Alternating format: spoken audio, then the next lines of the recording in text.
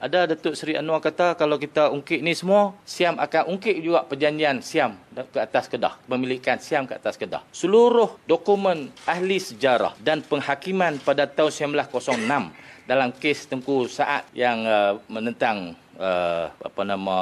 Siam dalam pendakwaan ke atas Tengku Saat kerana perangan Siam tu, dia dibicarakan 1906. Hakim pada masa tu mendapati Kedah ni sebenarnya negeri berdaulat dan tidak ada satu dokumen pun yang menyokong bahawa telah berlaku satu pemerintahan efektif Siam ke atas Kedah dari tahun 1821 sampailah sekarang. Tak pernah berlaku.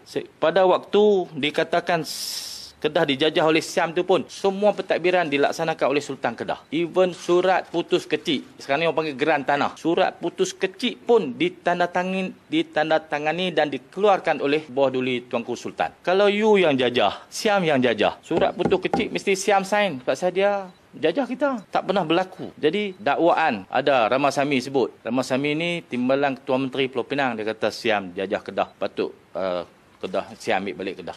Tak pernah berlaku. Dan tidak ada sandaran sama sekali terhadap dokumen ataupun apa-apa perjanjian mengatakan Siam secara efektif telah menjajah dan memerintah dan memiliki negeri Kedah. Semua ada. Jadi siapa yang duk sandak kata Siam bisa merintah Kedah, Siam itu semua angan-angan fata morgana. Pasal hakikat yang berlaku berdasarkan dokumen sejarah dan kes-kes mahkamah pada waktu itu menafikan bahawa Kedah pernah dijajah oleh Siam. Dia kata banyak ufti. Cerita ufti ni macam ni. Pada zaman kerajaan Ayutthaya. Ayutthaya ni kerajaan Islam di Siam lah, di Thailand sekarang ni lah. Ayutthaya, kerajaan besar. Kerajaan Ayutthaya ni sistem pemerintahan bergilir-gilir antara negeri-negeri Islam. Pada masa itu, dia bergilir menjadi Sultan Kerajaan Ayutthaya. Termasuk Kelantan, Terengganu, apa semua ni menghantar bunga emas sebagai tanda persahabatan dengan Kerajaan Ayutthaya. Kerajaan Ayutthaya pun bersahabat dengan Kerajaan Champa. Kerajaan Champa ni pernah melahirkan ulama'-ulama' besar. Antara ulama' besar daripada Kerajaan Champa yang mengislamkan Sriwijaya adalah Sunan Ampel. Dia dari Champa. Kuburnya, pusarannya ada di Surabaya. Linda kalau nak pergi, sila pergi Surabaya, tengok makam Sunan Ampel.